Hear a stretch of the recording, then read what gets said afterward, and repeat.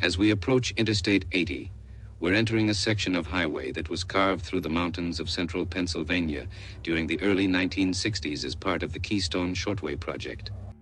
Before I-80 existed, cross-state travel often meant winding two-lane roads through small towns and mountain valleys. The new interstate dramatically cut travel times and became one of Pennsylvania's most important east-west routes. Today, Route 220 joins I-80 here for a short distance, carrying us through a corridor that has served both local traffic and coast-to-coast travelers for more than 60 years. If you enjoy this niche road history, please consider subscribing to my Humble Road Geek channel. Now let's begin our drive on Interstate 80 and Route 220.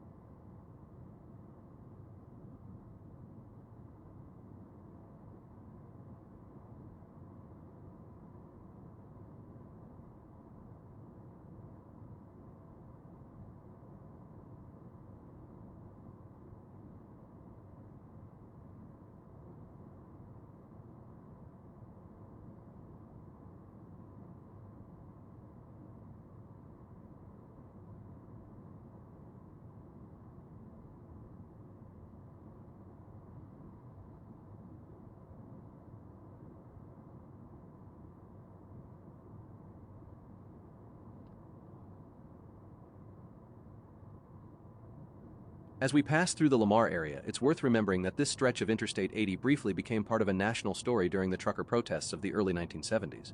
Facing soaring fuel prices, new speed limits, and shrinking profits, independent truckers staged demonstrations across the country, including here along Pennsylvania's Keystone Shortway. While traffic continued to move, the protests reflected the economic turmoil of the energy crisis era and showed how events far beyond central Pennsylvania could be felt on these mountain highways.